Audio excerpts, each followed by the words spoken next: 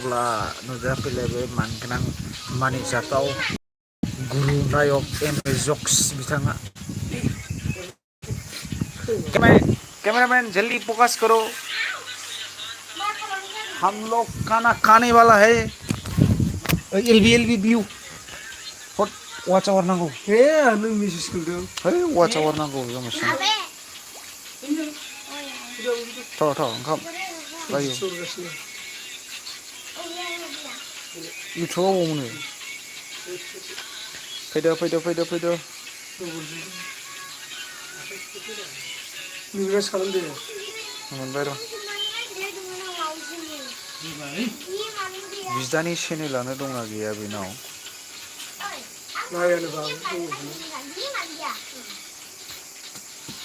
बेलाय साबसक्राइबारानो गैया बेनो।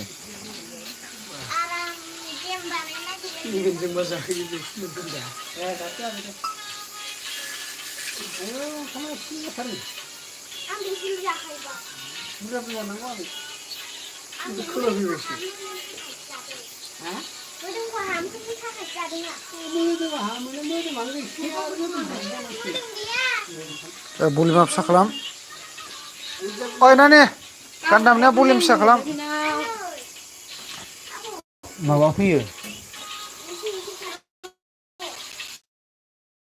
सोर गान दामदों?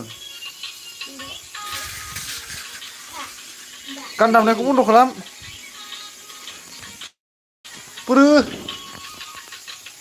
हेलौ गाइसमैन। आरो आनै रनिमा फन हरलायबावबायलै एलबि थानायावनो। फन फैना होदोंलै एलबि थाफुनायावनो।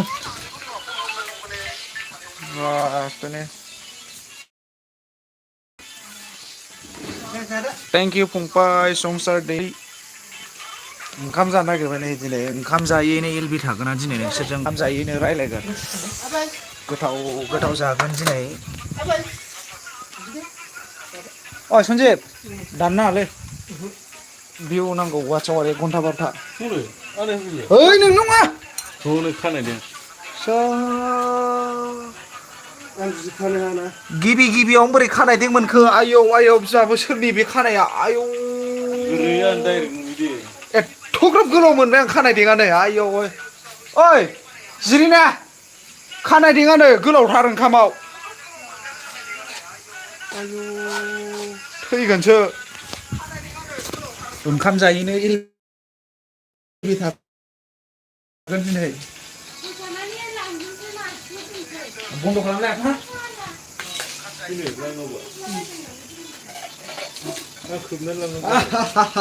खानायदों गारहैदोंमोन आं खम जारला। सोर फैनो हाखो? संसार दैमारि फार्स्ट लाइक फार्स्ट दान आदा जिउ थेंक इउ।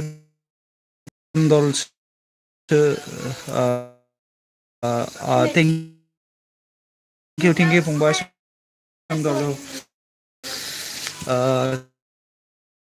संसार दैमारि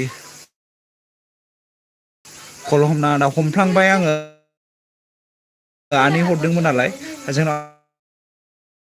आमाइमोन दंफैयोमोन नालाय। प्रिथि फैनो हाबाय। मिनि हरबाय। प्रिथि नोंसिनि एलबि आव थांनो हायाखै? आं माने गोबां उसुबिदा जाना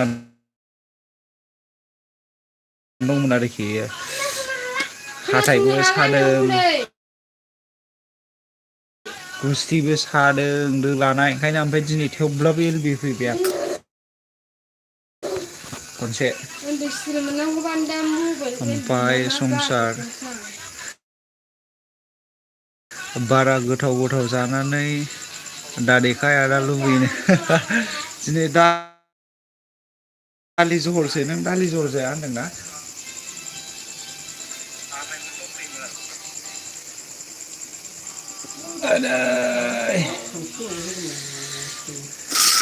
ओमफ्राय जेबो नङालै आदा। औ जेबो नङालै खानायदों। बोरै नांखो हिनजावफोरनि नालाय आदालै मा दाबो नांथारदों नामा? आं टावाराथ' जेबो प्रब्लेम नङामोनलै। नांथे गारमाबो सादों आंना ओमफ्राय गुस्थि दो लानाया ओंखामखौनो सोनो हाया नोगो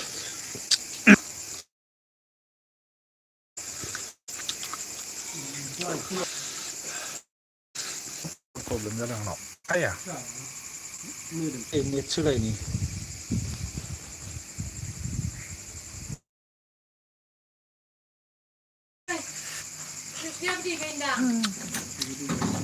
थेंक इउ नेटनि प्रब्लेम जादोंमोन मिथिबाय ना सिमावखाय ओमफ्राय आं मोनसे सिमजों अन खालामफिनबाय आरो gain YouTube channel like and thank you फैनो हानायनि थाखाय थेंक इउ औलै नांथाबाय थादों संसार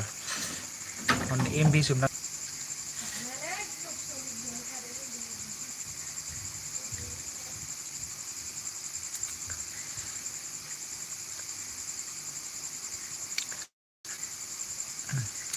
ब्लु होनानै होबाय आं नोंसोरखौ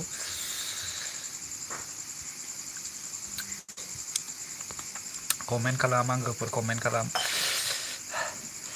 ओंखाम जादों आं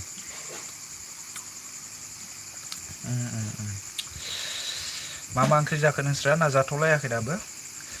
गारमा सानानै मोजां जानो हाया ओंखामा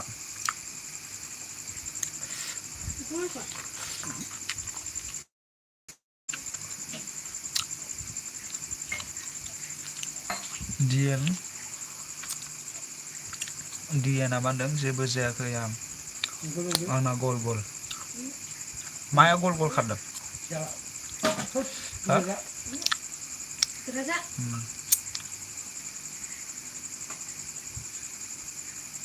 आंना मा होनदों दिएना मा होनदों संसारा गैयाव औ संसार दङ ओमफ्राय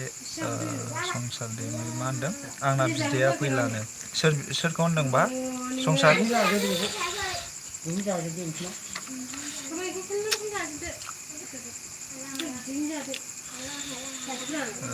जोंहाबो जाथ'वाखै आदा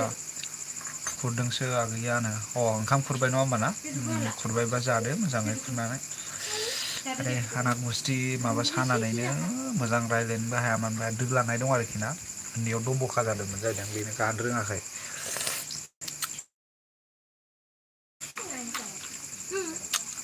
नोगोर आलुबो ओंखाम जानाया आरो बेनि सायाव गगा मोननाया गारमा साजोबो खेखे आदाखौ होनदां दा फैगोन बियो खामानि मावदोंनो ओंखाम ओंख्रि संदों खोमा बेस्रा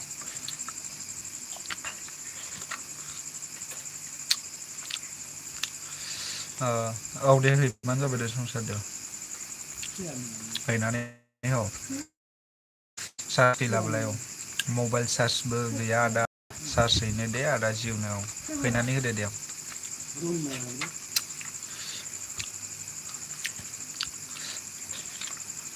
आगोलनिजों कमेन्ट खालामगोन दे आं ओंखाम जायोनो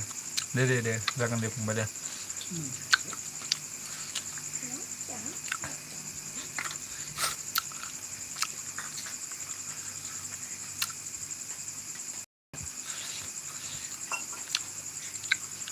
देरना आंनो दै गुदुं मोनबा आं साबसिन जागौमोनलै फुदुङाखै दै गुदुं लोंनो लुगैदोंमोन आं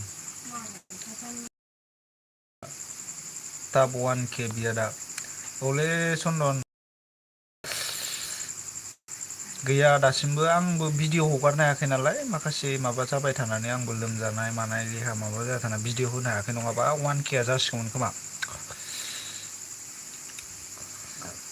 लोगोफोरनो फरवार्ड खालामनानै हो चन्दन दाहालागै जासिगौमोन जानाया आं माखासे उसुबिदा आरो माखासे भिडिअखौ आं लाबोनायाखै नोगोर बुरजा दङ भिडिअ होनांगौ इडिटिं खालामनो हाया आरो दानिया मा जाबाय बर'फ्राबो रोंबाय बर' सिंगारफ्रा मा जायो माबा फांसनफ्राव बा माबा मोनसे प्रग्रामफ्राव मोसानाय मेथाइखौ हगारनो हाला मोनसे डाइरेक्ट आपल'ड होनाय लोगो लोगो कपिराइट क्लेम फैयो फाग्लासो आं बेबायदिनि थाखायनो माखासे भिडिअखौ होनो हायाखै मानोथाय खेबनायखौनो कपिराइट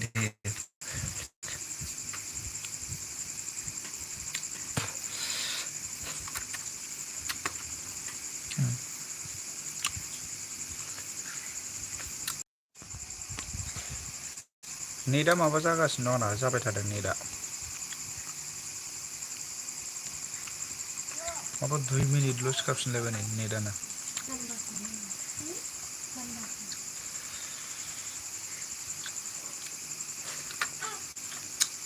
चन्दल ब्रह्म माबा शेयार खालामनानै होदो लोगोफोरनो नोंनो लाइक साबस्क्राइब खालामनानै हो ओंखाम बन'नो हाया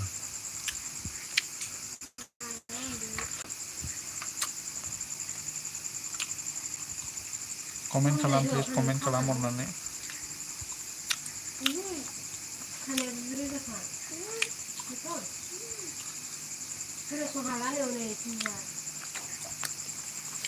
गाननायनो मोनाखैमोनलाय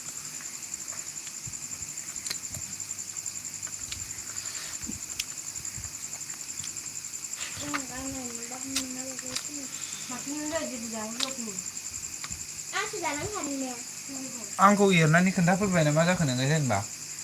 खोनाफैदो आलासि दंफैयो आरो गुन्दैखौबो नागिराखै होनना बुं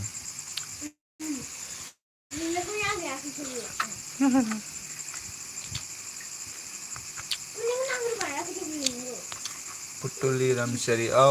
फंबाय संसार ना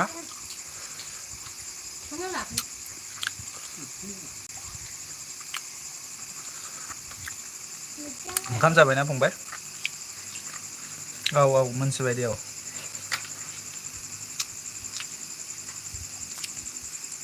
थांजोबफिनबाय नै 6 जना बेसेबां जाबायमोन नायनाया आं गोदानसो ब्र आं नोंनि माबाखौ चेनेलनि नामखौ मिन्थियासै दे ओमफ्राय आं गोदानसो ब्र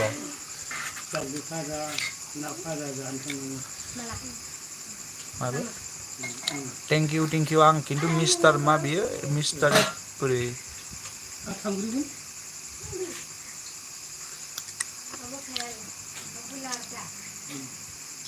आं गोदानसो ब्र आं बै माबाखौ आं गोदानसो ब्र होननायखौ आं फैबाय डिएन नामा रन्जन बरगयारि हाय ब्र hi hello' Ranjan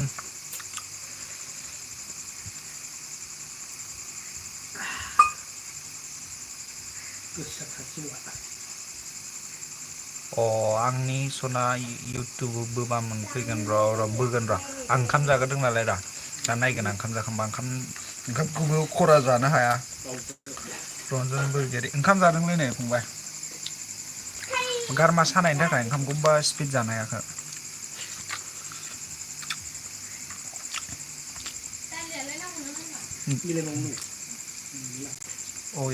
डिएन YouTube channel डिएन औ नंगौ नामा औ प्रिति बसु नांलांनो बेनो बारा प्रिति फैफिनबायना प्रिति मा खालामखो डिएनएसि नों मा ओंख्रि मोनजाखो रन्जन बरगयारि प्रिति कमेन्ट खालामदो आं नोंसिनि एलबियाव थांनो हायाखैलै आं लोमजाबाय थानाय गगा मोननाय माबाजों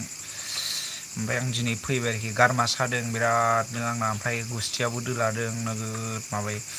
आलौ आरो ओमफ्राय रन्जना मा ओंख्रि मोनजाखो होनदोंमोन ओंख्रिया दालि जहल ओमफ्राय बयलार भाजा आरोखि आलासि दङलै ओमफ्राय डिएन नेट प्रब्लेमलै आंनानो नंगौ नामा ना ओमफ्राय प्रिति बसु मा ओंख्रि प्रिति ओंख्रिया जाहैबाय दालि जहल बयलार भाजा गेदेरैनो दं मबाइलाबो आंना चार्ज गैया पुतुलि रामसियारि मबाइलाबो आंना चार्ज गैया मोनबाय आरो दै माबाना संसार ना प्रिति चार्ज होबाय दा संसार मबाइला चार्ज गैया होननाया होनानै लादो ओमफ्राय प्रिति बसु गोथाव ना आंबो एसे गोथावमोन गोगोम जानो हागौमोन खिन्थु गारमा सानायजों आं जानो हाला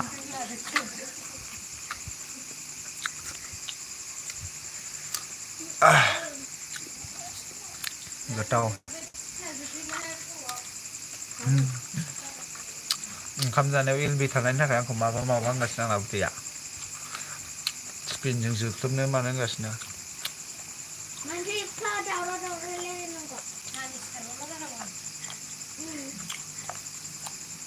आंना लोगो आलासि दं जेनोखि दा थांफिनगोन ओंखाम जाखांबा दे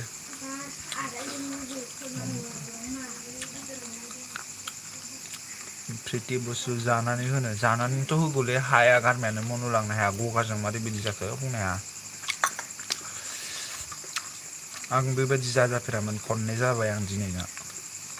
गारमायाव नांथानाया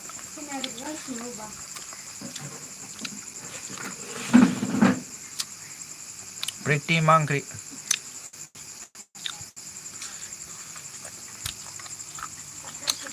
सोरना मा ओंख्रि खोन्थालायदो कमेन्टनि गेजेरजों लोगो नोंथांमोन आरो गोदान दंलायलायोबा साबस्क्राइब खालामलायदो अननानै मदद होलायलायदो बयखौबो गावजों गावनो आंखौबो साबस्क्राइब खालाम आंबो खालामगोन कमेन्ट खालामनानैल' दोन भिडिअ नायनानै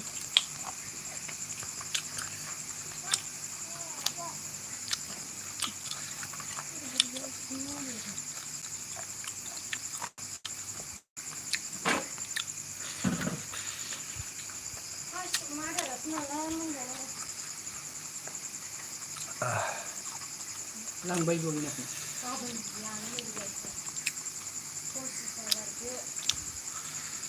मासेयाव माबाया अमाया अबावबा मासेयाव माबाल' गोग्लैबायना 3000ल'सो बुन्दाखौ 4000 होदोंलै माथामजों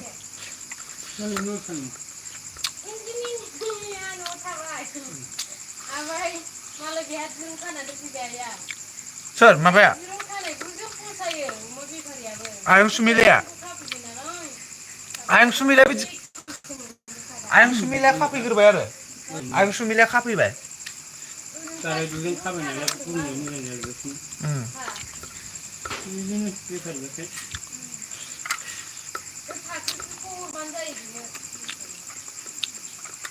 कमेन्ट खालाम लोगोफोर कमेन्ट खालाम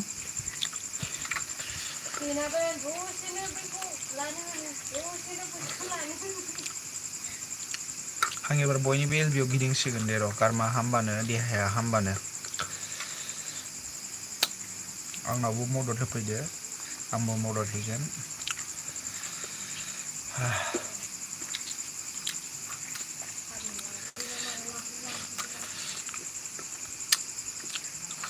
थेवब्लाबो दिनै गगा मोननायबाबो गारि सालायबोबा 3 जायगा थांबाय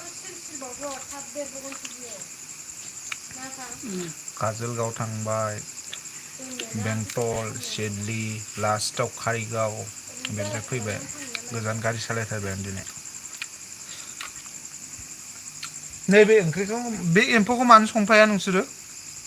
बाथोन जाबाय बे संफानो होनबाय सुन्दै गोनां एम्फौआ एसे खारेन्ट गोनाङाव जाहैगौनिया नैलै थावारि नांजोबनायसो एवफानायसो ओमफ्राय बे बारसननाया बाव थैयो एथ'ग्राब गिदिर एम्फौआ हाब बेदर फाजायाव बोरै माला थैस्लाबनांगौ एम्फौ गिदिरा आसुरित मोनबायलां आं माला मबाइल सुखोब्रा आं जालालै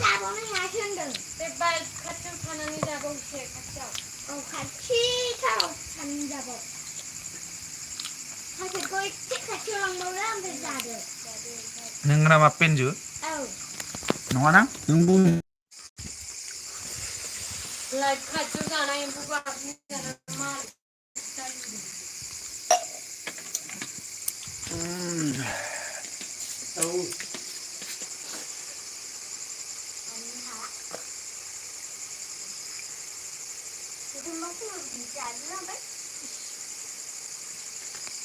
गारमायाव फैनांबा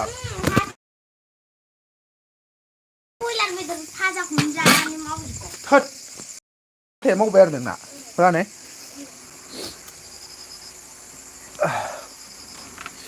बयलार जाबा मारै हाथाय मावलायलायखोलै नोंना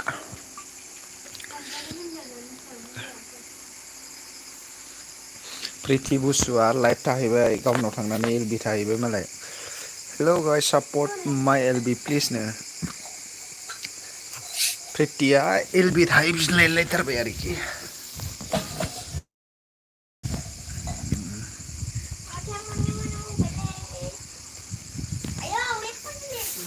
आंनाव दसे थाबावबानो जायोमोन प्रिति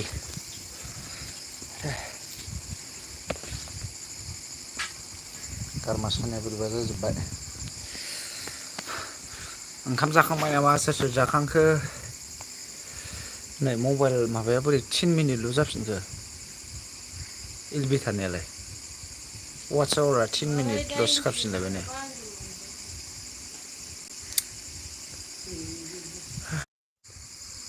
2 मिनिटल' जाफिनलायबाय मा जाबाय थादों आंना मबाइला दिनै हमनोनो हायासां बुजिनो मोनासां मा जाबाय थादों दिनैलाय फैयानो हाय हेलौ आलासि गिदिरा नैबेनो जोंना सिख्ला गिदिरथार आलासिया आब'नि फिसाजो खानाय गोदान दिनै सिनजादोंमोन आं गोदान मडेलनो माबायदि नुदों अननानै खोन्थाहरदो कमेन्टनि गेजेरजों मोजां जादों ना गाज्रि जादों खानाय डिजाइना दारि डिजाइन गोदान मडेल लाना फैदों दिनै नापिदा गाव फसायनाय बायदि सिननानै हरबाय आरोखि ना नोंखौ इदि लादोलै होननानै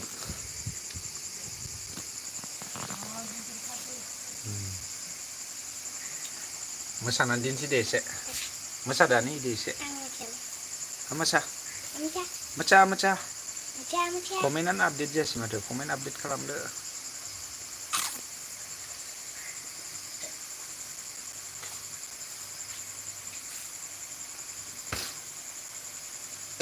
hello hello hello hello guys मान हेलौ हेलौ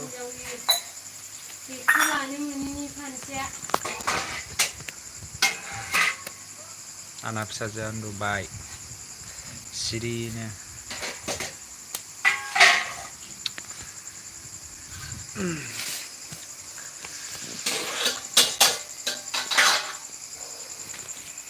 बैहायसो नायबाय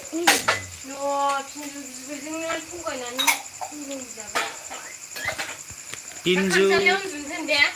बोरै थगायजाखो नों नानै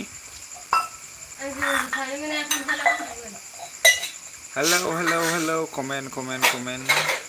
सन्दल थांबाय नामा सोर सोर थांखो कमेन्ट खालामदो दा अननानै आबियाथ' गैला जुलाइखालिसो जाबाय आंनाव नै बेसेबांबा गोबावनि उनाव दासो आपडेट फैदों आंनाव नै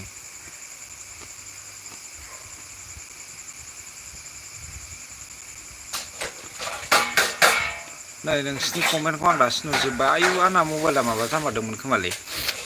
कमेन्ट आपडेट खालामनो रोङाखै आङो दासो माबा खालामदों नायफिनसां जानानै हो प्रितिया बुंदोंमोन ओमफ्राय नै बागिन रानिया मबाइल बिगासिनो बोरैबासो बिना होदो आं कमेन्टखौ दासो लारि लारि फरायनोसै र' दासो कमेन्टआनो आपडेट जाजोबदों ना दहाय आसरित बोरै जायाथाय ओमफ्राय प्रिति बसु मा होनदों ओंख्रि गैया बाथोनसो ओमफ्राय फुटुलि रामसियारि मोनदों आदा जिउसरि दे आं र' आंनिजों फैगासिनो दं औ दे दे दे दिन इउटिउब वाइ दे अन जा खारो फुटुलि रामसियारि माने बे संसार दैमारि जागोन आरोखि जा खारै मिक्स दा खारै मिक्स ओंख्रियाना खारै मिक्स बायदिसिना मैगं गोथां आरो बुट सान्थिसो बुट सातनिसो गोथाव गोथाव गोथाव ओमफ्राय मा जाखो इउटुबा किनो जानो बुंनो हायासै आंबो जायाखै नैबे आं बेनि माबानिखौ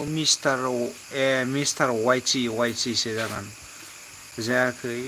गैयालासि जौ लोंनायाव दंनो आलासि फैदों होनना खोन्थाखादोंमोन ओमफ्राय नंगौना हेलौ हेलौ हेलौ कमेन्ट खालामदो अननानै आंनाव दासो आपडेट फैजोबदों कमेन्टआनो मिथिबाय ना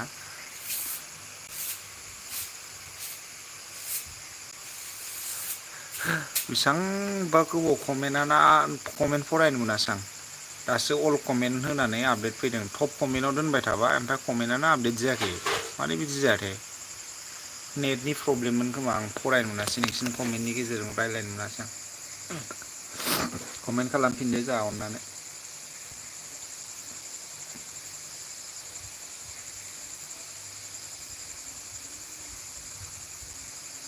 बै आनैनि मबाइलखौ लालाय अनजालु आं हेल' फ्रेन्ड्स हेलौ नोंथांखौ आंनि LB आव बरायबाय MS Socks YouTube चेनेलजों नोंखौ ब्लु होनानै होबाय आं अनजालु आं दासान्दि माबानो हायाखैमोनलै ओंखायनो दिनै LB फैदों आं बिराद लोमजादोंथ' होनला बेखौ गगाजों गारमा सादों ओमफ्राय गुस्थिया दोलादों नैहायनो बेहाय जब'खाना मा होनो बेबायदि जादों आरोखि कमेन्ट फरायैनि थांफिनजोब्बायसो नोगोद बुरजा फैबायमोन कमेन्टआनो आपडेट जायाखै आंना अनजालु माब्रै दं खबरा मोजां ना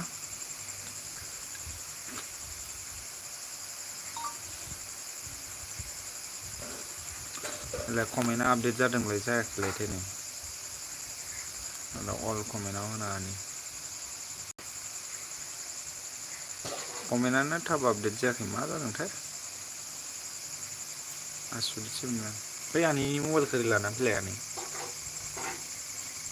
बैखौ ओरै लानानै फै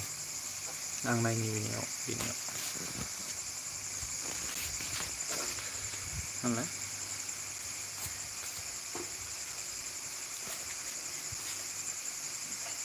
मोजां नंब्र' अनजालु आं मोजां नोंब्र' माखौ होनखोथाय आं बुजियासै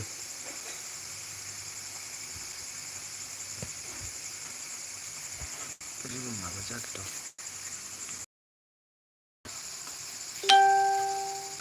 खारनो माबा गल गल जादोंना अनजालु नों माखौ होनामोनथाय आं बुजियासै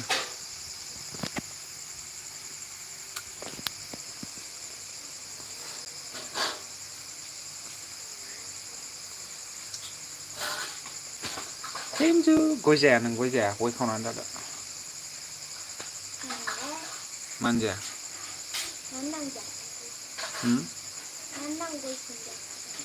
मानो जानो मोजां मोजां न खबरफ्रा मोजां नङा ना मा जाखो जेनेबा मोजां नङा अनजालु खबरफ्रा मोजां नङा नामा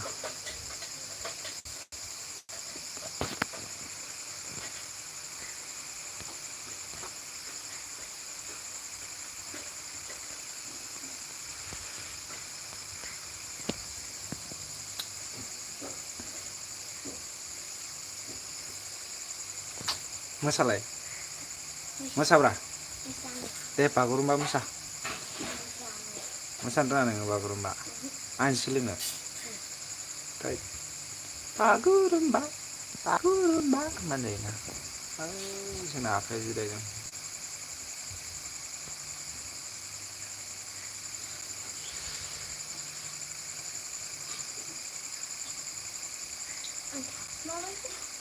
मानो थाखुमाखोब्रा हेलौ थांजोबलायबाय नामा अनजालु कमेन्ट खालामदो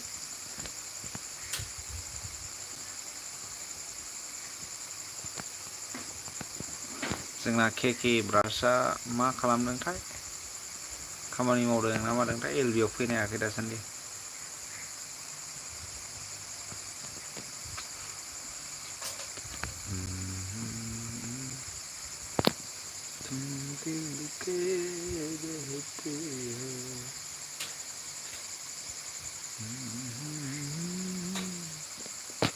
कमेन्ट खालाम लाइक खालाम चेनेलखौ साबस्क्राइब खालाम बे बोसोरनिफ्राय अराय सम गाज्रि जाबाय ब्र दुखुआवनो दुखु मा जादों अनजालु मानो दुखुआवनो दुखुथार बे बोसोरनिफ्राय अराय सम गाज्रि जाबाय ब्र दुखुआनो दुखुनो माथो होनबावनो खायफा बिदिनो जायो आंहाबो नै बे बोसोराव बायदि बायदि जाजाबाय आंहाबो नै खुगा दोलानाय मानाय जालाबायगासिनो आंहाबो दा गारमा ओंखाम जाबानो मन' लांनो हानो नागिरा नै बथे नांथेनाय बायदि मोनो थां थां जायो गगाजोंनो आरोखि ओमफ्राय बेनिफ्राय नैबे गुस्थि दोलानाय दं मुलि होबासो ओंखाम जानो हायो जा गोबार जाबाय बेबायदि आरोखि आंहाबो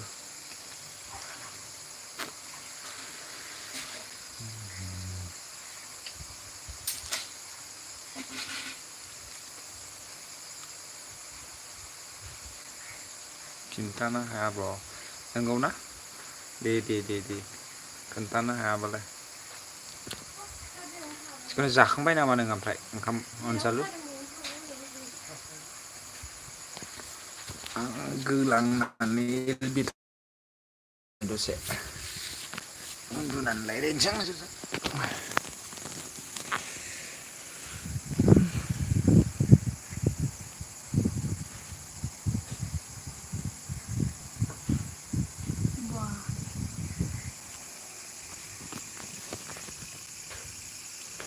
उन्दुनानै थाबाय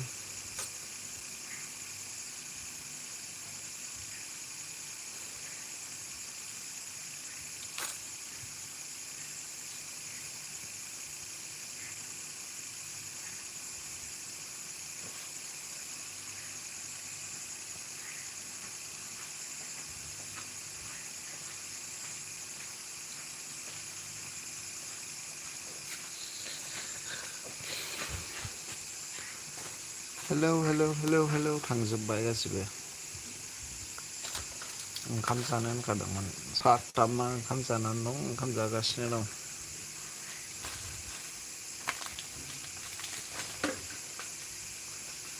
मबाइल नांसिगोन नामा हो र' दसे थाना मोनगोन संसार दैमारि आदा जिउ संसार फैफिनबायना ओंखाम जाखांबायना फंबाय अनजालु आंबो जागासिनो खान्थाल बेगर मैथा जागोन आरोना अनजालुआ ओंखाम जागासिनो दं खान्थाल बेगर मैथा दे जाना हो आंबो जाखांबाय ओमफ्राय इसेल' जानो हाबाय आं गारमा सानायजों मन'नो हायाखै संसार दैमारि कमेन्ट खालामदो फंबाय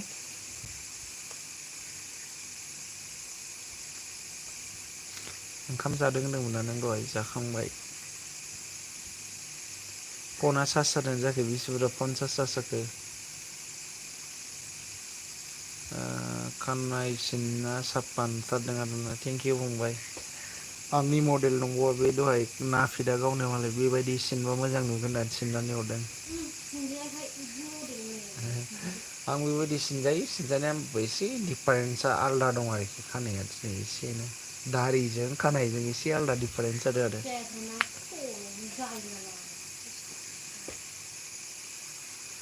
संसार दैमारि फंबाया मा होनदों माने गारमा सालायखो होननानै माने गगा मोननो नागिरदों खोमालै आं गगा मोनखादों आरोखि जेनेबा मोनजोबाखै गन्थङा खोलाबदोंमोन फार्स्ट टाइमाव एसेल' खोलाबदोंमोन ओमफ्राय गन्थं खोलाबबाथ' खोलाबबाय देन्जार जाखायो ओमफ्राय एबारनि एसे खोलाबनानै मा होनदों गारमायानो ओरै थाबथे जोबो आरोखि बेबो लामाबो गन होनाय बायदि नांथाना थानाय बायदि मोनो ओमफ्राय ओंखाम मन'बानो सायो आरोखि जिखुनु जाया बुस्थु मन'बानो औ जाखांबाय आदा जास्ट 19% जादों चार्जआ दासिमबो होनबा फुल जायाखै बांद्राय गोबाव जाखायाखैना नों चार्ज होनाया ओमफ्राय संसार दैमारि मा होनबावदों गोजौनिया एसे सिननांगौमोन आरो माने गोजौनिखौसो सिनबावनांगौमोन ना मा जाखो गारबावनांगौमोन आं बांद्राय माबाबाबो लान्थाद्राय नुयो होननानै एसे बिदि दोनबाय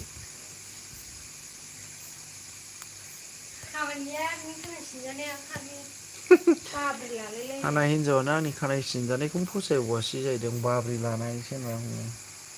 औ हिन्जाव बायदि बाब्रि लाखानायबा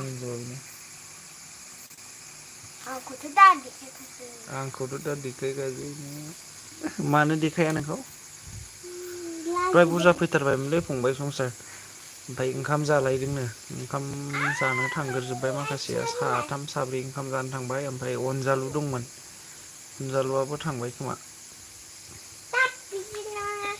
आं बांद्राय गोबाव थाया दिनै गारमायाबो सानाय नालाय रायज्लायनो हाया आधा घन्टासो थागोन आं आधा घन्टा बा 1 घन्टा 1 घन्टासो ग्रोबफोर थानो हासिगौ आं 8:30 ना बेसेबाङाव थादोंमोन नालाय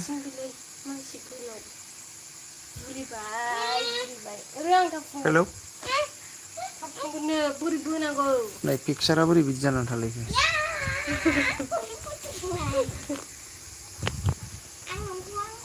हेलौ बेजोंनो थगायलांजाबाय हेलौ पिकचारानो जायासै मा होननांगौ बेखौलाय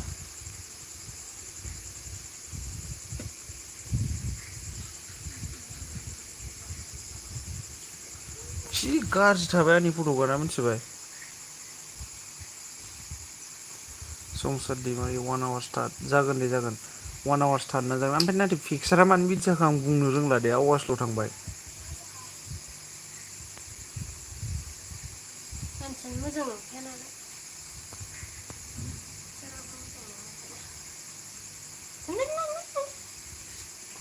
मा जाखो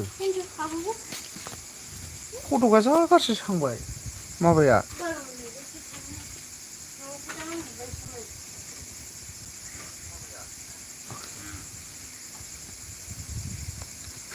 मा जादों होननांगौ ओमफ्राय पिकचारानो थाङासै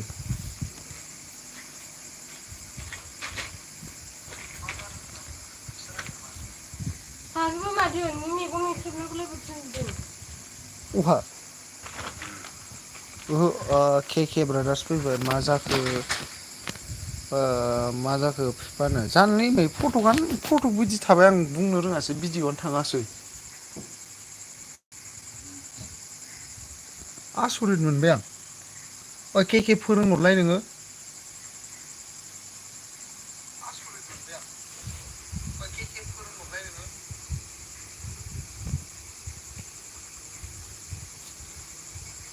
संसार दैमारि आदा जिउ नों फैलायासैना दहाय आदा केकेनो थाङाखैना आं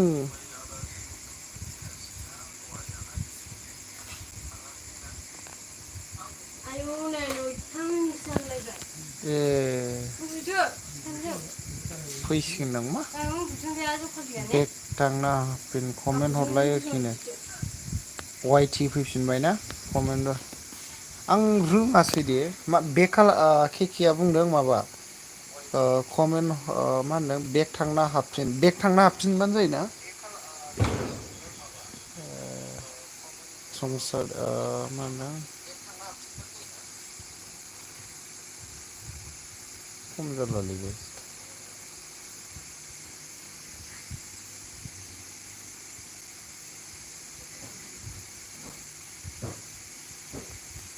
आं बानायनो रोङासै दे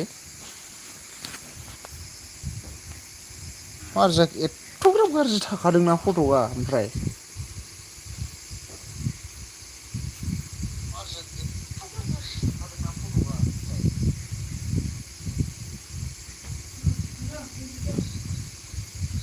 फाग्लासो जागोन बे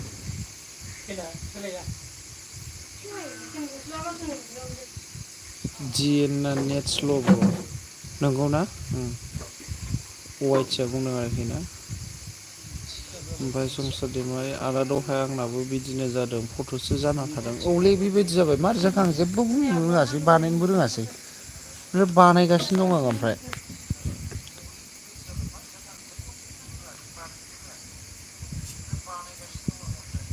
आंनि संसार दैमारि आंनि बायदि सेम जाबाय नादा औ बेबायदि जाबाय मार जाखो ओमफ्राय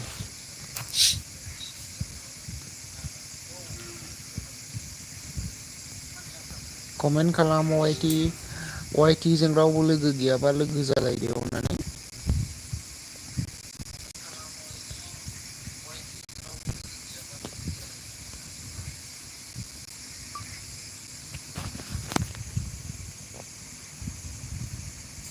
हाइलाइट सेभ द चेनेल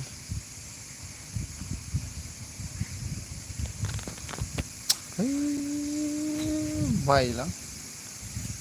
आं पेजआवसो फैदों मारै बिदि औलै संसार दैमारि मारै बिदि जाथाय दहाय आंनाबो औलै आंनाबो जाबाय नै बिदि बोरै जाखो सोरबा हायोबा खोन्थाहरदोलै ओमफ्राय वाइटिया मोनदों हेल' वाइटि हेल' केके ब्रादार्सआ बुंदों वाइटि लोगो खालामदो दिनै अननानै लोगो खालामदो केके ब्रादार्सखौ खालामदो आरो केके ब्रादार्सआबो नोंखौ खालामफिनगोन लोगो जालायदो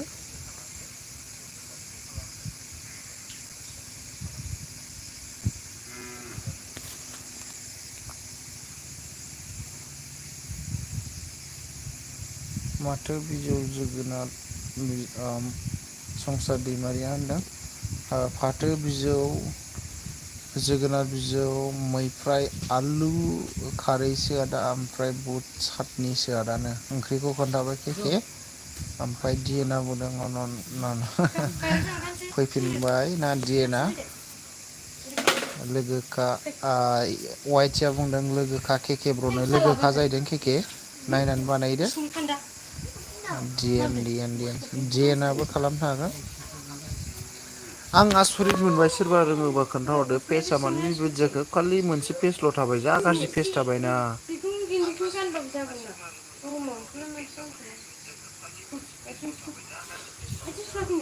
केकेआ बुंदों र' केकेआ बुंदों बेक खालामना हाबफिनबा रिकानेक्ट जायो खोमा होनदों जानोलै ओमफ्राय माने आं बेक खालामबा खालि अपसनानो स्टप माबाल' होदों बोरै बिदि जाखो आसरित मोनबाय आं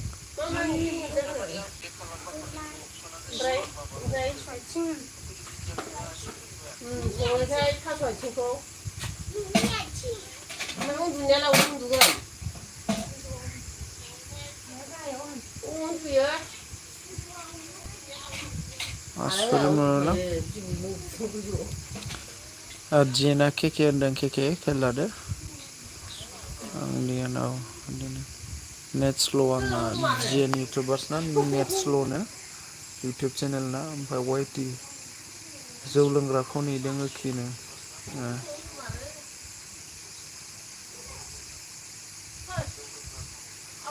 केके ब्रादार्सआ मा होनदों होमबा हम बोना होफिन हम कानेक्ट जालाबायबाय नै आरो माबा रिकानेक्टसो जालाबायबाय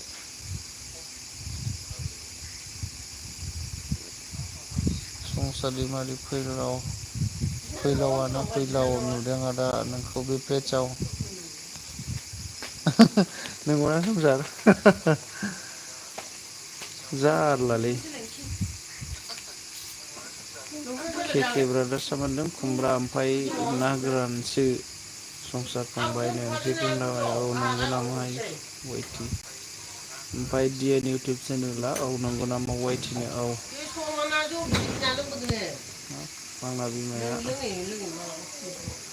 डिएन अननानै केके ब्रादार्सखौ लोगो खालामदोनो केके ब्रादार्सआ खावलायदों डिएन लोगो खालामदो देनो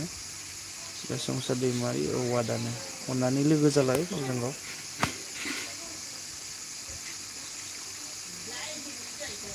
केसा गैलालै नुनाय नंला लोगोफोर मारै बिदि जाजाखो खाफाल गाज्रिनो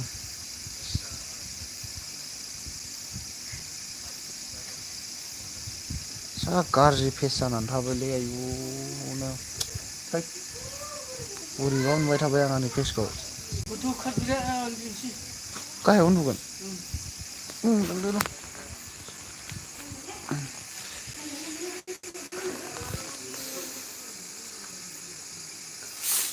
संसार दैमारिया मा होनदों गोथाव आदा खुमब्रा जानो नागिरबाबो मोनाखैनो आङो मार्केटआव जोंहा थायथ'वाखैनो न'आव थायबासो मोनजासिगोननो बेबायदि केके फाग्ला लोगो दंखायोनो नोंजों आंनि भिडिअ नाया नों केके आं रजे सनासो फाग्लानो केके रजे सनासोनो दिएना ओमफ्राय वाइटिया औ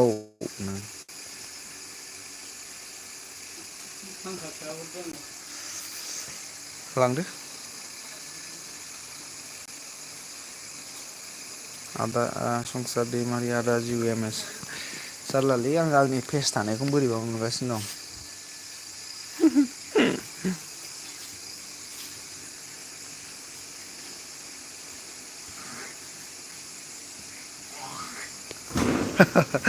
केके ब्रादार्सआ होनबाय सुनि पापि नोंसो आइडि लाना फैगोन आं बोरै सिनायनांगौनो गोदान गोदान आइडि लाना फैयोना बिसोरो आंबा दहाय सिनायाखैमोन मिथिबायना आइडि लाना फैनायाव दे बेजों लोगो गैयाना ओमफ्राय रजे होनो नोंसिनि दिनलै ओखिफ्रा दे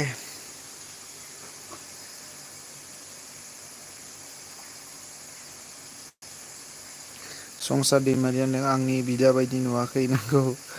सोरबा मानसि बायदिसो नुदों नो औलै आलदा नुथारबायनो फाग्ला होन नों आइदि नङा आं केके नायदोनो ए आइदि नङानो दिएनना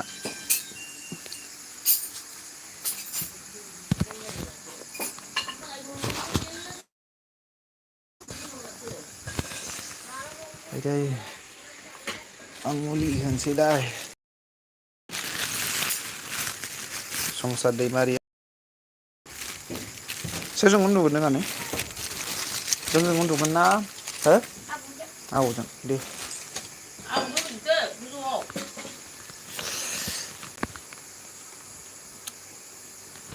कमेन्ट खालामलायबाय थाथ' मुलिखौ बोखारल'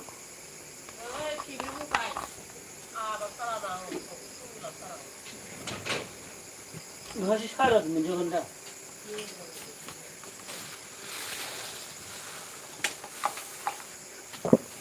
गस्ला मोनजागोन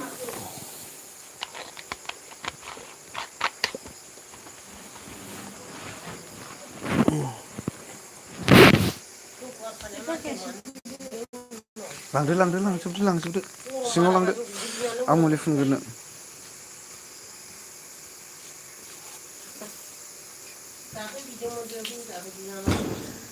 केकेआ बुंदों संसारा ना दा जिउ केके नों बे एलबि होगोनबा होनना बुंदों होगोन औ केकेआ बुंबाय औ 10 संसार फंबायनो 10थायाव होगोननो बियो आं उन्दुनाय टाइमावसो होयोलै केकेआ एखनबा सानावबो थानो मोनो दिन इउटुब नोंलाय सुनि केकेनो संसार दैमारि अके आदा होनदों आं खालामबायथ' पापिनो केकेआ खालामबायनो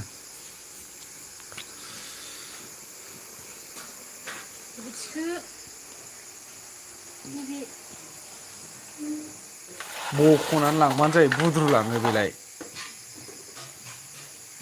देलाय मुलि होफैलाय जिरना आं होथावनो हायासैलै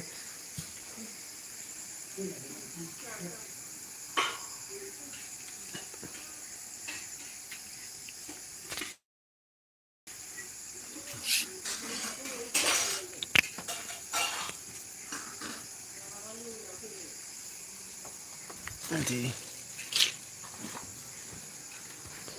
मा दाय मावलायो बिसोरो सानैजों हेलौ जाखांलायजोब्बाय नामा गासिबो केके ओंखाम जाखांबाय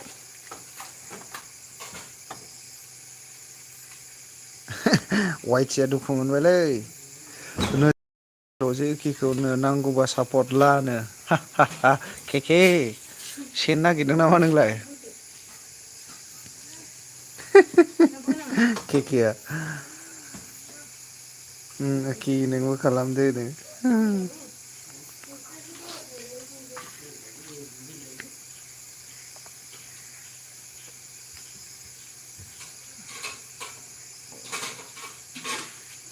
बे माबामोनलाय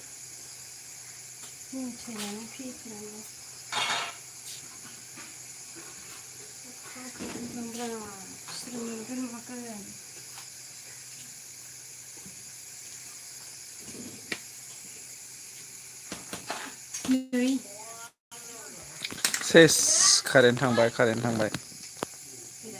देखायबावबाय उन्दै गिनायखौ नुवासै नामाब्रा बिराद कारेन्ट थांनानै होबाय ओइ मा सना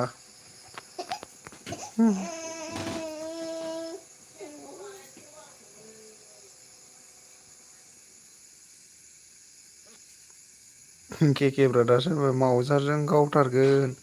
दुर्गा फुजायाव बायनाय दंखायोनो जेराव दिन रजे बेयाव आंनो माबाया वाइटिया खम जारला नोंसिनि दिनलै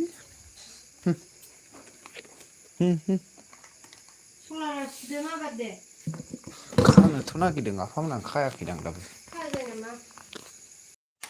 लाइटआ खानाय जायाखै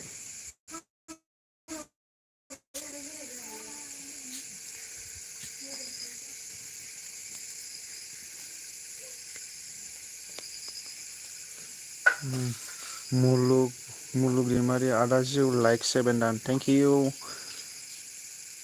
मुलुग थेंक इउ ओमफ्राय बे केकेब्रा बे फाग्लानि फिसाजो गाबनायखौ खेल गैयै गाबदोंलै नोंसाजोआ उन्दुदों लाइट कारेन्ट थांनाय लोगो लोगो खोमसिखौ गियो आबौनो गिदिंदां सासे कारेन्ट माबा बेटारिया सानाव माबा होबाय थाबानो जाबाय बै खेबनायखौ बानायनांगौलै मोजाङै मोनालाय फांखा मोननै मोनथाम होबाय थानाय जाबायना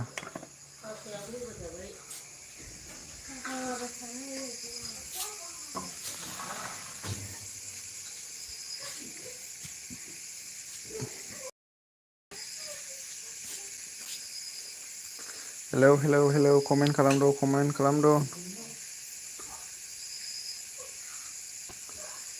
मुलुग दैमारि आंसो आदा माबा नामा संसार दैमारि नामा ओमफ्राय वाइटि गब्लंआनो जाबाय नों आंनि मावजारजोंनो गब्लं होनो नागिरबायलै केकेआ नोंखौ वाइटि खम जारला गिलु बालुनो माबायदि मावजारलै बेबा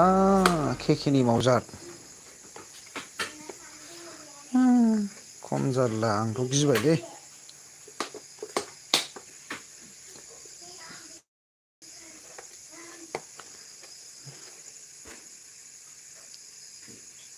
ओमफ्राय वाइटसा मोनदों केके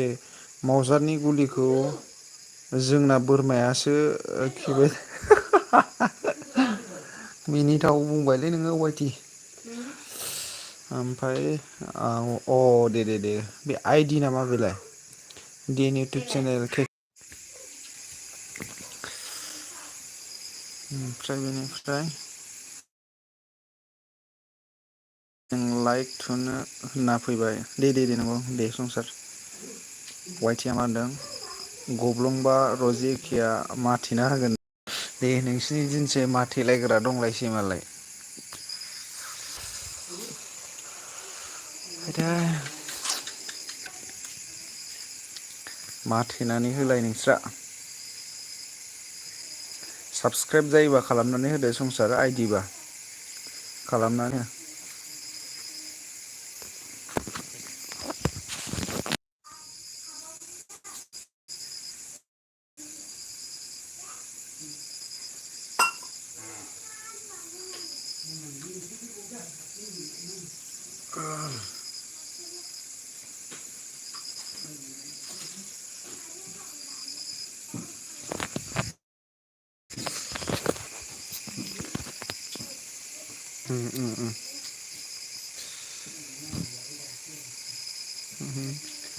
वाइडि औ ओमफ्राय वाइटि मावजि बहा मा जाहैखोनो ड्रेन मा जाहैखो नोंलाय मा जाहैखो नोंसोरलाय कमेन्ट खालाम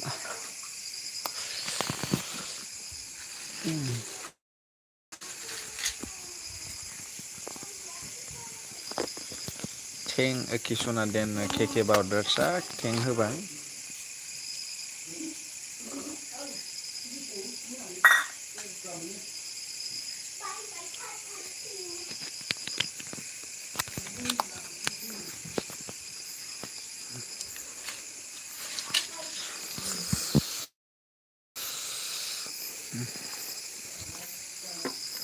आंनिखौबो जाय साबसक्राइब खालामदों कमेन्ट खालामना गालां आं दा बेक साबसक्राइब खालामनानै होगोन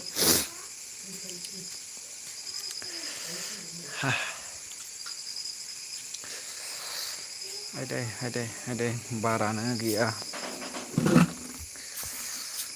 कारेन्टखौ मोनाबाथाय मा खालामोथाय डिपार्टमेन्टनि मानसिखौ देग्लिबायनो गोसो जायो आङो दानबाय थायो गोदाव सोरावसो मुलुग दैमारि ओमफ्राय संसारारिखि ना आइडिजोंबो लाइक साबसक्राइब खालामबाय आदा कमेन्ट से खालाम थिनलायनाङा आदा आं दहाय फार्स्टआवनो लाइक साब खालामनाङा थेंक इउ संसार फंबाय थेंक इउ फंबाय सना केके ब्रादार्स मा बथल गोमखो होनो आं माबा दै लोंदोंमोन आं बथल खेवनानै केके किकि डिएन इउटुब चेनेला मा होनदों केके किउनो वाइटि किनो ओमफ्राय डिएनआ मा होनफिनबाय वाइटि गोथैसो जाबाय दाना सोलायबाय नामा दा वाइटि डिएनआ हनै माथो गोथैसो होनबाय ओमफ्राय केके आं मबाइल चार्ज होनो होना दोनसै एलबि होनांगौ र'नो हाब चार्ज होनानै ला थाब्रा नोङो कमेन्ट खालामालासिनो भिउसआव दोनबाय था केके मा खालामदं सुनिनो डिएनआ ओमफ्राय वाइटि बथल जोबनानैसो उन्दुबाय खोमानो माया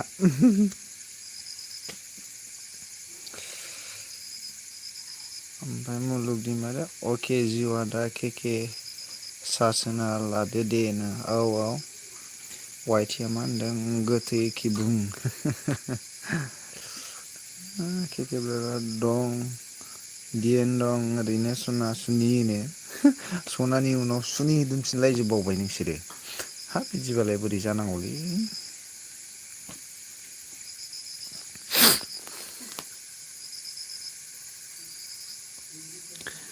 औ आंबो बिदिनो संसार दैमारिया मा होनदों आंबो चार्जआवसो होना थुदों आंबो बिदिनो खालामो सम सम चार्ज होनानै थुयो आंबो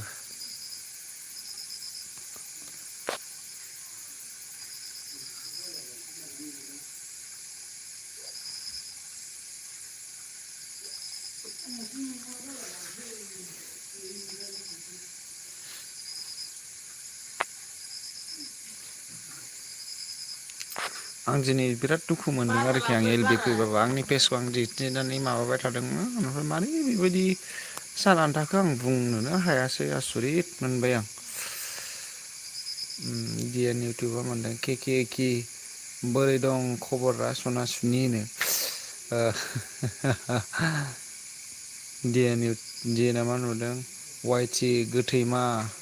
जाखो सुनिनो ओमफ्राय केके ब्रादार्सआ डिएन सना दं गेजेरावनो सुनिनो बे सुनिखौ दा होनलायसैब्रा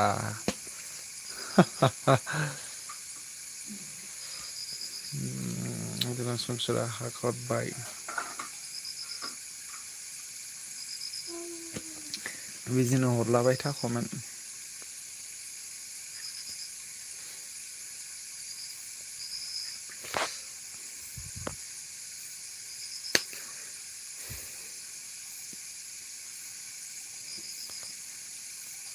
केके ब्रादार्स र' गरम राजा बिफा नोंनो आं नोंसिनि कमेन्ट गेलेनायखौ बोरैबा मोनजोब्बायलै सुनिखौ दा होनलायसैब्रा वाइटिया मा होनदों डिएन आंखौबा खबर लायाना खालि केकेखौल' गैलाबो थानदों दसेनोसो जाबाय वाइटि केकेखौ मालाय बारस्लायबाय हनै दसेनो केकेजों डिएन इउटुब चेनेल दे मोजां गाज्रि गेजेरावनो जानांगौ केके किसनानो मालाय हनै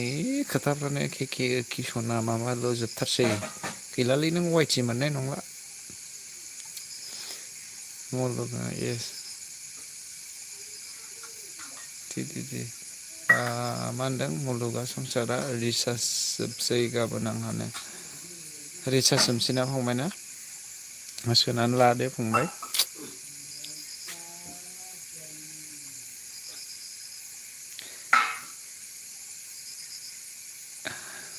डिएन इउटुब चेनेला मा होनदों वाइटिया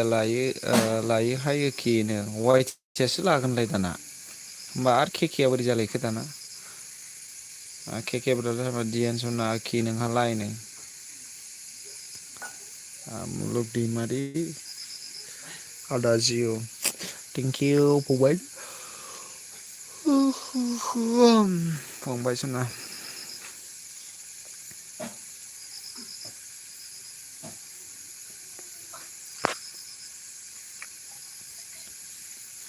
कमेन्ट खालाम नोंसोर कमेन्ट खालामबासो इन्ट्रेस्ट जायो फरायनो दा फरायनाय आवाजल' खोनालायबाय वाइटिया मा होनदों होनबा खायलें खायलें होखिनो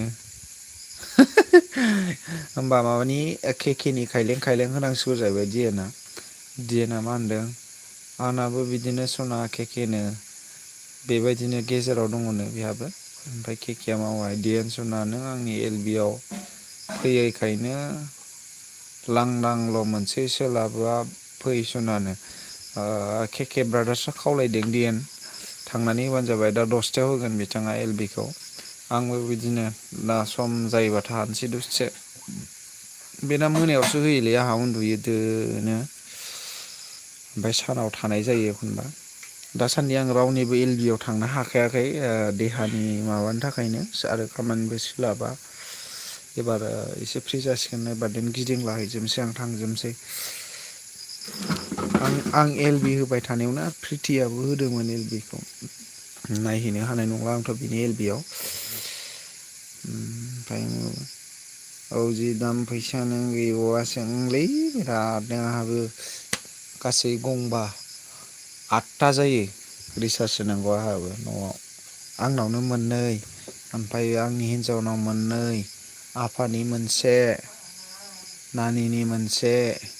फंबाइनि मोनसे थाबाय ओमफ्राय एखनबा आनैनिखौ सोना होनांगौ एखनबा सोना होनाङा कम्पालसारि मासाव 6टा सोखानांगौ आरोखि एखनबा फंबाया गाव सोनानै लायो फंबायजों आनैजों एखनबा गावसोर सोबाय एखनबा सोनानै होनांगौ बेबायदि जायो आरोखि ओमफ्राय दा दखाननि मोनसे थाबावबाय मान्थलि बेबो सोनांगौ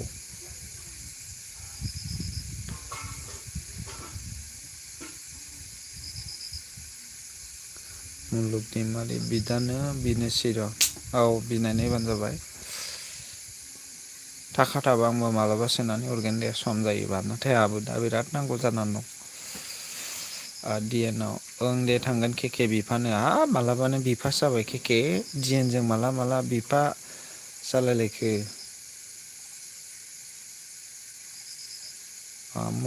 एमएक्सआबो एलबि नंगौना संसार फंबायनो आं कन्टिनिउ हाबो एमएक्सनाव बे आंनाव फैया माने खायफा बिदिनो माने सोरनावबा हाबो सोरनावबा हाबा बेबायदि जायो आरोखि फैलाया सोरबा सोरबा केके ब्रादार्सआ मा होनबाय डिएन सना लाथिख' बिमा आखिनो हाब बोरै जाखो बिमा बिफासो जालांजोब्बाय माला वाइटि ओइ केके जेराव रजे बेयाव आं केके मानो सेनो सानदों नोंलाय वाइटिनि सिनेमालाय जेराव रजे दं बेयाव बे दङ नों मानो बुजिया फालाय मानो बारस' नोंलाय हो केके मेरला मानसि एलबि मुलुगा माने मेरला मानसि एलबि होयो मेरलानो होयो डिएनआ वाइटि गोथै मानो होनो मानो नांगौनो एथ' बुरजा औलै बुरजाथारसैमा रिसार्ज होनांगौ ओंखायनो माखासे फोथैसोमसै आंनानो एयारटेल दं जिअ' दं आरो नोम्बाजैनाबो एयारटेल दं जिअ' दङ ओमफ्राय आफाना एयारटेल नानिना एयारटेल ओमफ्राय बाबुना जिअ' दङ ओमफ्राय आनैनाबो जिअ'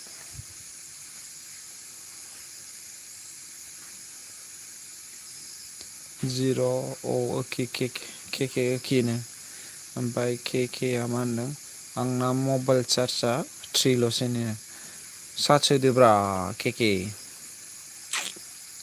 वाइटिखौ मिनिहरबाय डिएनआ नोंसो खायलें गोथैयोखिनो वाइटिया बुंबाय नोंसो खायलें गोथैयोखिनो मुलुग दैमारि आंनोबो न'नि बिदायासो सोना होयो कन्टिनिउ नंगौना औ सोनांगोन बिदा फंबाय अनलायनांगोन माथो सहाय होलायनांगोन डिएन मुलुगा माबासो संसार दैमारिसो सिनायखादोंदां बाय केकेआ मा होनबाय केके ब्रादार्सआ बाय सनाबा थांथ'बाय दे आंनो नै डिएन नोंना बोराया थांनो नागिरबाय केकेआ जारलालै सार्ज होनो थांसिगोन बियो गाव एलबि थासिगोन नालाय अके आदा केके बायनो औ वाइटि होनदों फिसा हौवा दंलै जोंहा अहा लाथिख' नुखो नों सुनिनो है बे लुक्सआव नायना अहाबायलै आदा नोंखौ आंनो औलै आंबो बोरैबा मोनबाय थाबाय बेबायदि थानानै वाइटि केकेआ थांबाय खोमा 3%ल'सो होनदोंमोन दे एबार वाइटिजों जिएनजों सानैजों सेख'लायदोलाय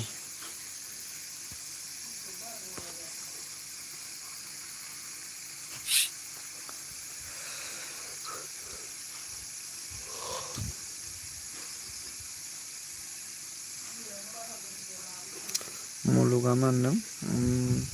औ आरो बाजैयाबो सोना होयो जोंहानो औ सोनांगोनथ' आरो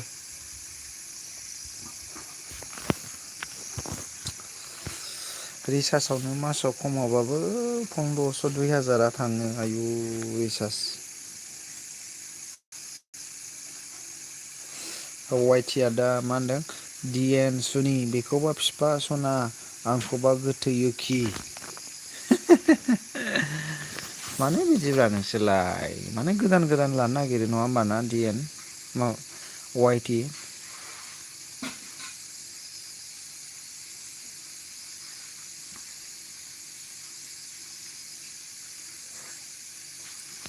ओमफ्राय मुलुगा मा होनदों अनलायखायो आदा जोंहा बिदा फंबाय सना बायदि अनलायो जोंहा इसोरनिनो अनलायनांगोन आरो बिदा फंबाय अनलायाबा अनलायनांगोन अननांगोन फंबाय सना नोंबो अननांगोन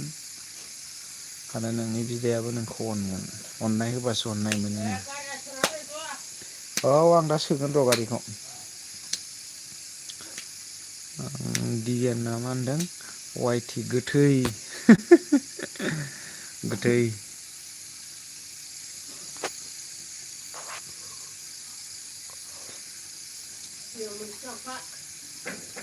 दोन कमेन्ट खालामलायबाय थाथ' आं मुलि जानि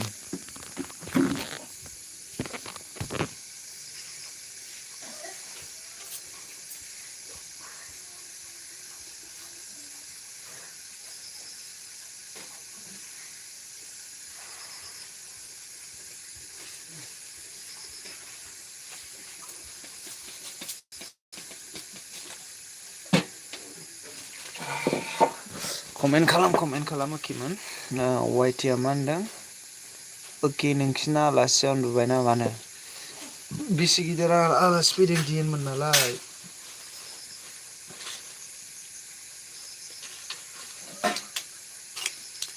डिएन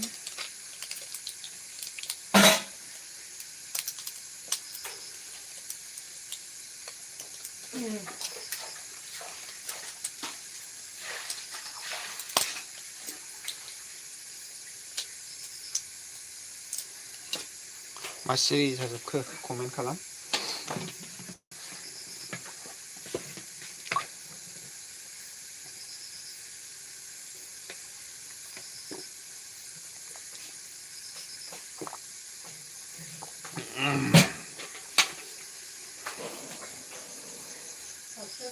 वाइटि लासि गैयाहाय जोंनावनो आलासि गैयानो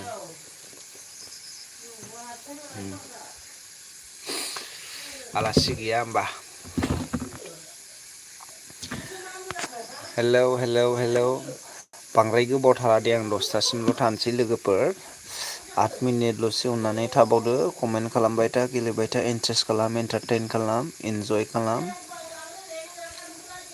नोंसोरबो इन्जय जा आंखौबो इन्जय खालाम आंखौबो कमेन्ट खालाम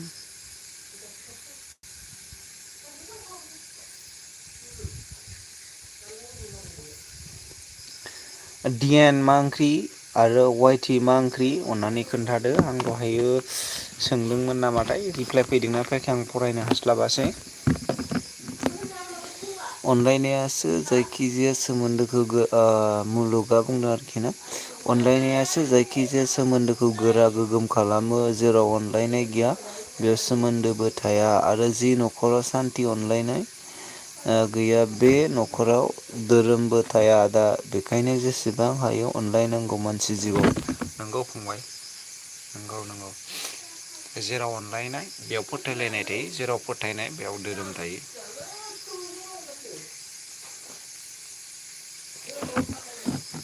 हाजारखि बारहुंखा फैया माथों जेरैबाबो न'खरै बिदा फंबायै जयै सोरखिलांनो नाजानांगोन आरो अनलायनांगोन आरो फंबाय जेबो नङा। गवाइटि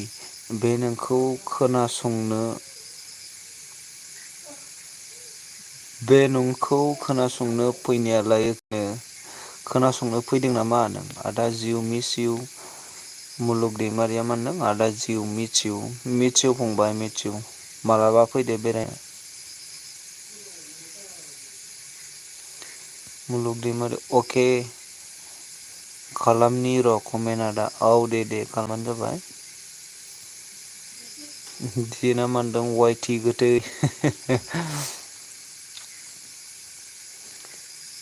ओमफ्राय वाइटआ मा होनदों इउ आर राइट संसार ब्र' नोंगौ। वाइटि बहा नुखो वाइटिया मा दिएना मा होनदों बहा नुखो सुनि वाइटि नों आलासि फैनायखौ नुदों खोमा थगायबाय था बेबो ना। ओमफ्राय दिएना मा होनदों जोंना ओंख्रिया मैथा नासो गोथावानो माथो गोथावानो दिएन मोनना। वाइटियालाय मा ओंख्रि जाखो अननानै खोन्थादो आं दहाय सोंस्लाबनो हायासै खोमा।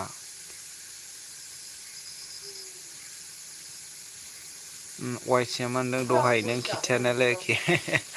बा दिएना थगायबाय नामा आलासि फैनायखौलाय। ओमफ्राय मुलुगा मा होनदों जोंनिया आंथ' मानसि जिउआव ओरैबायदि अनलायग्रा न'आवनो जा गुबुनावनो जा नंगौ नोंनि अननाया मोजाङानो जेनेबा जोंबो बिराद मोजां बिदा फंबायफोरबायदि अनलायोना बेबायदिनो अनलायनांगौ जे आंबो नोंखौ फंबाय बायदि अनो। वाइटि जिना मा होनदों वाइटि सुनि सुनि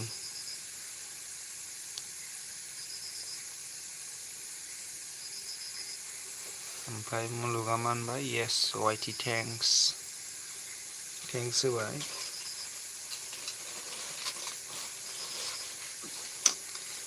मुलियानो मुलि जाबायलै फात्ता मुलि जालायबाय आं।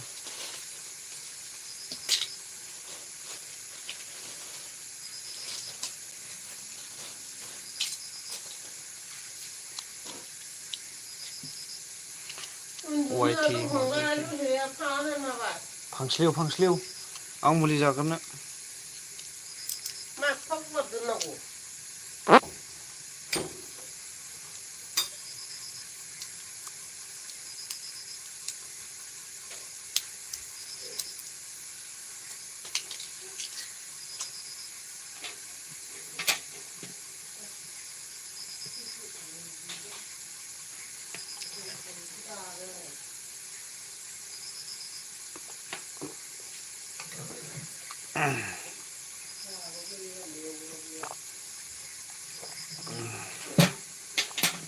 डिएन इउटुबा मा होनदों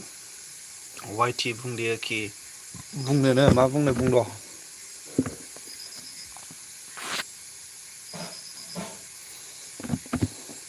बुंनानै हो मा बुंनांगौ बुंनानै हो।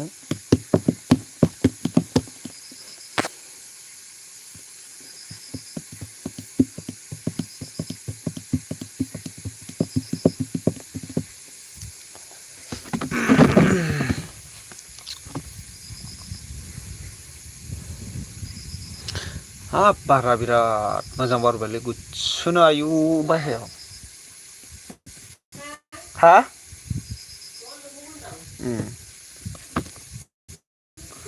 बायहेरानि बारा बिराद गुसु मोजां आं दिजेनखौ आंनि हिनजाव बायदि अनो नाथाय गावसो जा बाज्ल'योनो वाइटसिया बिराद अनोनो दिजेन नोंखौ गावनि हिनजाव बायदि आयु मानो बारज्ल'यो नोंलाय मानो बारो नङा होमबा। ओमफ्राय दिएना मा हरबाय लाभ हरबाय आरोखि केयार रियेकआ मा होनदों बे केयार ना मा होनो ना लाब लादो रानलायना सनाफोरनै दे खावसे हरथारदो जोंनो।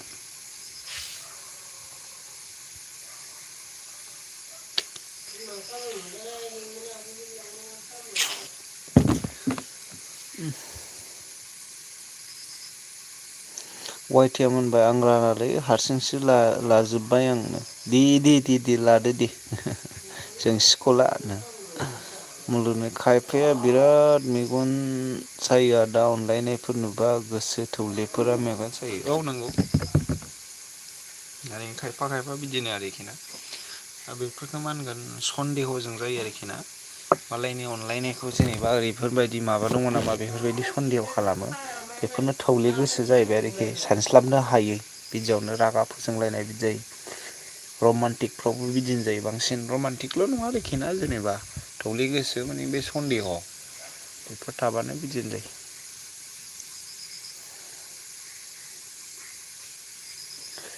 ओमफ्राय वाइटिया मा होनदों दिएना मा होनदों वाइटि नंगौ नामा आखिनो नंगौ नामा नों ओमफ्राय वाइटिया मा होनदों रजे डिएनए खिनो औ ओमफ्रायो मुलुगाव होनदों गाबोन होफिना दा फेसियेल बि दिनै नुनाय बायदिनो मोनासै आं आदा अले आंबो फेसावसो थाबाय थानो माबादों ओमफ्राय बोरै बिदि जाखो आं हारसिंनो आसुरित मोनबाय आरोखि ना खुनु आं बेबायदि आं एल बि थानायनिबो बांद्राय एक्सपिरियेन्स गैया नालाय आंनाव आं दासो खनथाम खनब्रैसो जादों थानाया दिनैजोंसो गाबोन नायनि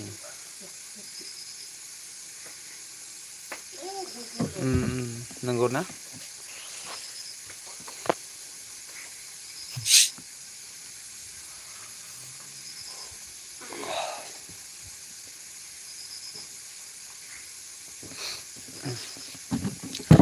कमेन्ट खालामद' DNYT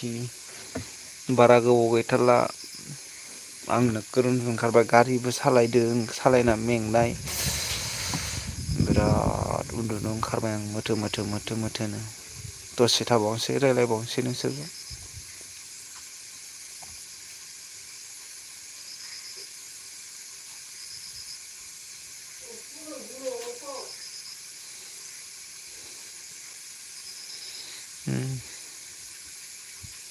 DN अन कमेन्ट खालामदो अननानै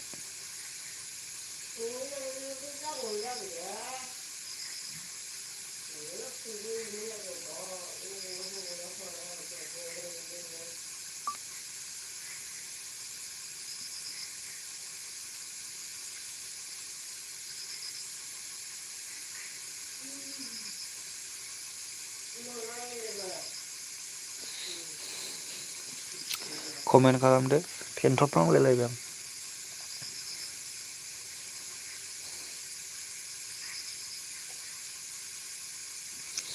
वाइटिया मा होनदों संसार फंबाय आं दाख्लैनो बुंखादोंमोन जेराव रजे डिएन सना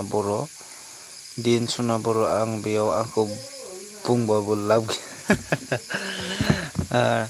वाइटिया डिएनखौ बिराद मोथो गोसो थोबाय जाहैदों ओंखायनो रावबो दावगारायसै फंबाय दा आवगायखा डिएनखौ वाइटिनि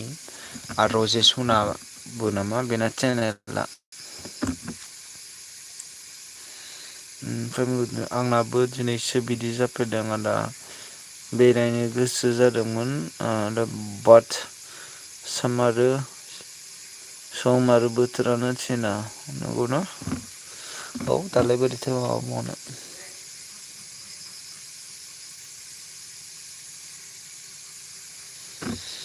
मोनदों आंनाबो दिनैसो बिदि जाफेरदों आदा बेरायनो गोसो जादोंमोन बाट सम आरो बोथोरानो थिना नंगौ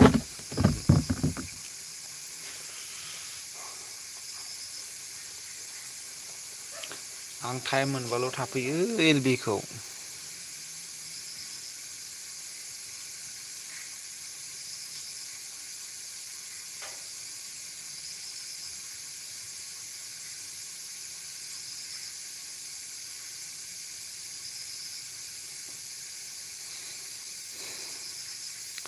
बे गासैबो बेनि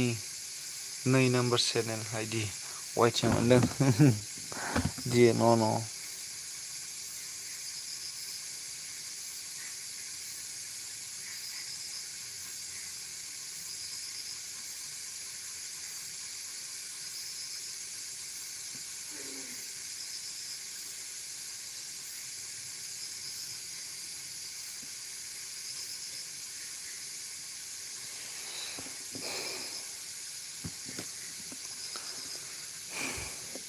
Muluk Dimali nice ada jiu.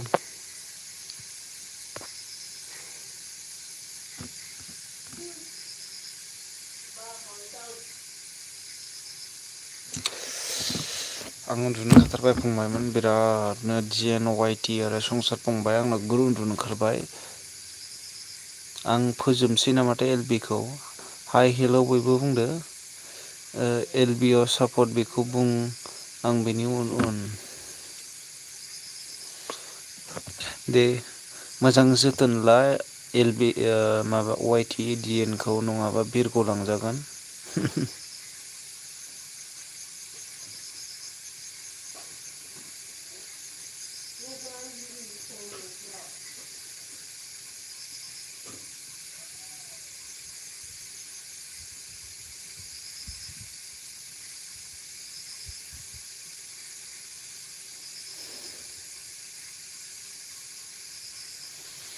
मुलुगा मानदों आदा जि उन्दुदो दे मेंबाय नों आदा टेक केयार आदा औ आं उन्दुखासिगोन फंबाय थेंक इउ फंबाय सना गुड नाइट नोंबो उन्दुदो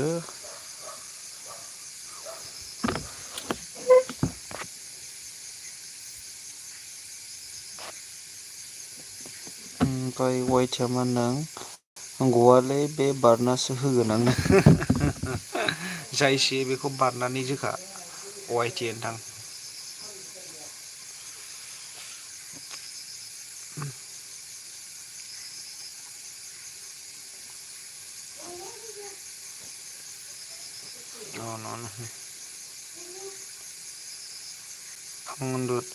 मुलुगा मोनदों आं उन्दुथ'वा दा केकेनाव हाबनि औ केकेनाव हाबहैदो फंबाय LB थाखोना माखोथाय आंनाव नटिफिकेसन हाबाखै माथो केकेना थाथ'वाखै खोमा बियो दाबो थाथ'वाखै बायदि मोनदां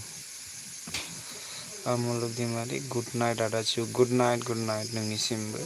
गोजोन मोनाबिलिनि गाहाम हामलायथि जासिहरबाय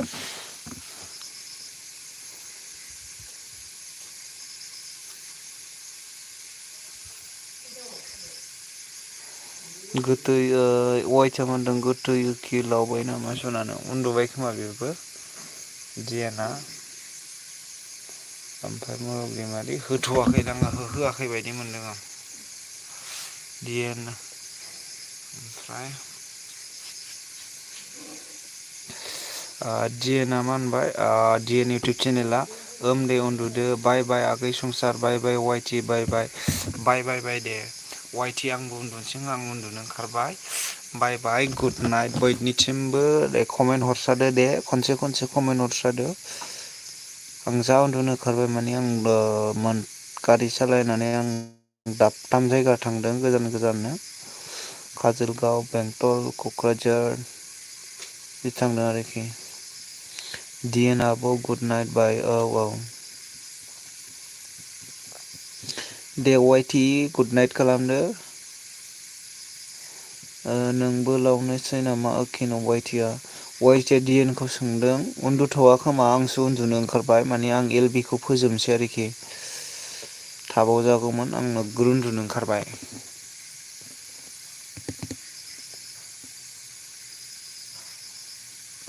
मुलुग दैमारि आदा जिउ आंनि नोंनिसिमबो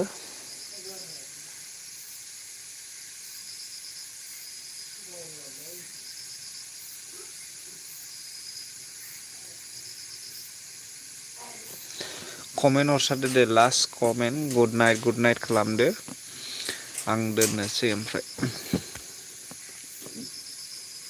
10:10 ग्रोबाव दोनगोन आं दा 10:07 जाबाय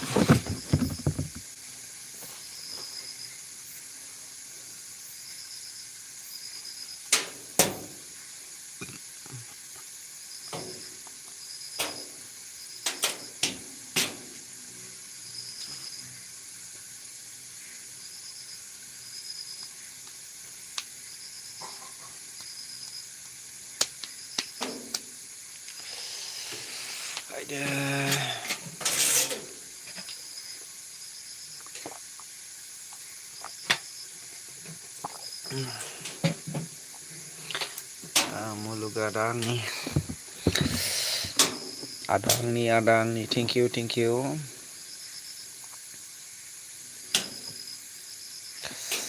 वाइटिया बुंदों आं हले नेनानैसो थागोन गोथैयो खिनो डिएनआ थांबाय जानांगौ गैला सासे खमायबाय डिएन थांबाय जानांगौ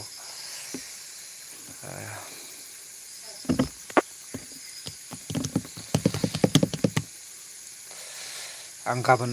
गाबोन बिदिनो 8:30 थाबावगोन अन्नानै बयखौबो फैनो थाखाय खावलायबाय आंबो नोंसिनि एलबि होनायाव थांगोन एबारनिफ्राय आंनो मोनसे समल' होनानै होखा खयथायाव थायो आं बिदिनो 8:30 8:30 बिनि गेजेराव थाफिनबावगोन आरो गाबोन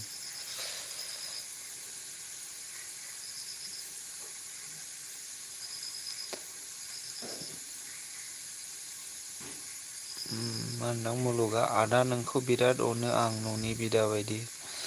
अननांगोन फंबाय आंबो नोंखौ अनगोन दे अनगोन ओमफ्राय वाइटिया मोनदों हेल' सोर आयरखो मा एरखो एराखैदां रावबो ओमफ्राय मुलुग दैमारिया आं 7थायाव होयो आदा औ दे 7थासोबा आं दखाननिफ्रायसो सौफैनाय जायो आं 7ता ग्रोबाव हायाबाबो बिदिनो 7ता 10 20 बेबायदियाव हाबनो नाजागोन दे नटिफिकेसन मोनबाथाय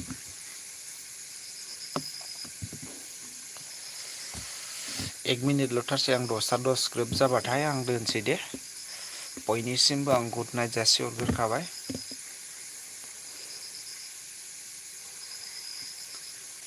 रसेडियान सना बर' गैयाबा आं गैया दै ब्र' ओमफ्राय माबाया डिएनआ थांबाय दहायनो गुड नाइट लादों बाय बाय लादों बे थांबाय जानांगौ आरोखि ना वाइटि जेबो नङा दे आंबो दोनखानोसै मुलुग दैमारि एलएस होनगोन आदा औ दे अननांगौ आदा अननांगौ बिदिबा दोनसै नामाथाय फंबाय मुलुग आरो वाइटिया थांबाय नामा 10ता जिउ आदा आंनि लास्ट कमेन्ट मा गुड नाइट मुलुग दैमारि मा नोंनिसिमबो मालाबा बेरायफैबानो जाबाय गुड नाइट वाइटि दङ नामा आं दोननोसै दे बाय बाय नोंथांमोन आं दोनबाय हा बाय बाय गाबोन बिदिनो 8:30 फैफिनबानो जाबाय 8ता 8:30 आं बिनि गेजेराव थागोन दे बाय दोनबाय